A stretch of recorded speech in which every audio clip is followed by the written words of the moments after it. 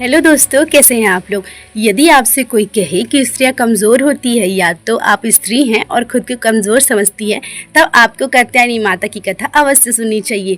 अगर मैं आपसे बोलूं कि कोई एक ऐसा काम है ब्रह्मांड में जो कोई कर नहीं सकता, तो आप क्या कहेंगे? नहीं, ऐसा नहीं हो सकता, हमारे पास इतने सारे देवी देवता हैं, ये सब तो कर ही लेंगे। आप बोलेंगे विष्णु जी, आप बोलेंगे ब्रह्मा जी, और फिर सब लोग, ज़्यादातर लोग बोलेंगे महादेव, वो तो सबसे बड़े शक्तिशाली हैं और वो हर कार्य को कर सकते हैं। तो ऐसा कौन था भाई जिस कार्य को कोई नहीं कर पा रहा था? तो देखिए, एक असुर था जिसका नाम था महिषासुर। तो उसको कोई भी नहीं मार सक रहा था। हाँ, महादेव भी नहीं और तीनों शक्ति भी नहीं। ठीक है, तो कौन उसको मारा? तो उसको मारने वाली थी माता दुर्गा, और उनका जो रूप था उस समय वो कात्यायनी रूप में थी। तो कात्यायनी रूप कैसे लिया माता ने, ये समझते हैं। तो देखिए, कात्यायन नाम का एक बहुत जो है ना संत हुआ करता था, बहुत ज़्यादा तपस्वी एक महर्षि हुआ करते थे कात्यायन नाम के।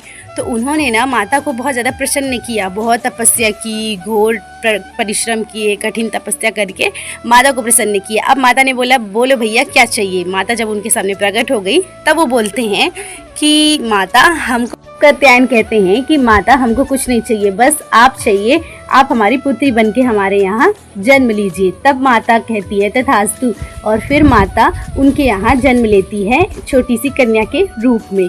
तो कात्यायन ऋषि थे, इस वजह से माता का नाम कात्यायनी पड़ा था। तो कात्यायनी माता है, उसने महिषासुर का वध कैसे किया? तो देखिए, थोड़ा सा जानिए महिषासुर के बारे में।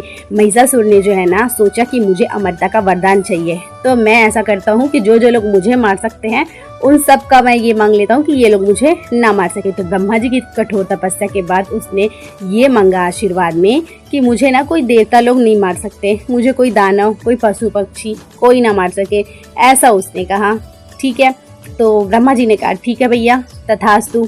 ठीक, अब कोई पुरुष नहीं मार सकता, कोई देवता नहीं मार सकता, तात्पर्य ना महादेव मार सकते हैं ना कोई और मार सकता है उसे। अब उसने किया भैया बहुत सारा अत्याचार, सब पे किया, खूब लोगों को परेशान किया, मारा पीटा, साधु संत हर जगह परेशान करके रखा हुआ था। इंद्र को भी बहुत परेशान किया, इंद्र लोक जीत लिया था। ऐसा करके हर क्षेत्र पर उसने अपना कब्जा कर लिया था। तब अब बहुत ज़्यादा परेशान हो गए थे पूरा पृथ्वी और पूरा स्वर्गलोक। तब वहाँ पर माता को कैसी प्रकट हुई, इसकी कहानी सुनिए। तो ब्रह्मा विष्णु महेश ये तीनों इकट्ठे एक जगह आते हैं और कहते हैं कि हमें ही कुछ करना होगा अब इसका वध करने के लिए।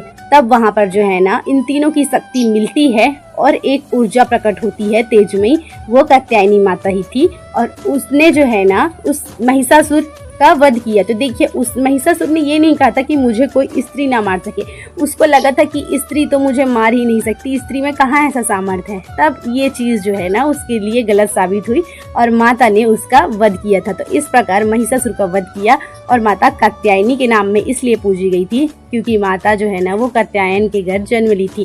तो इस प्रकार माता कात्यायनी ने बता दिया कि स्त्रियां कमज़ोर नहीं होती है, स्त्रियां चाहें तो वो कुछ भी कर सकती है। ये शिक्षा हमें कात्यायनी माता की कथा से मिलती है। और एक और आप जानेंगे, यदि आप जानते हैं कि ब्रज में उनकी अधिष्ठात्री देवी है माता कात्यायनी। कैसे है? तो देखिए, राधा जी और जितनी भी गोपियाँ थी ना, वो कृष्ण को पति रूप में प्राप्त करने के लिए माता कात्यायनी का व्रत करती थी, उनका पूजा करती थी यमुना कालिंदी नदी के तट पर।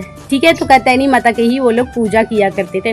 तो इस वजह से जो है ना वहाँ की अधिष्ठात्री देवी है, ब्रजमंडल में कात्यायनी माता की पूजा की जाती है। तो ये एक और कथा है जिसके बारे में आपको पता था या नहीं पता था, मुझे कमेंट में ज़रूर बताएं।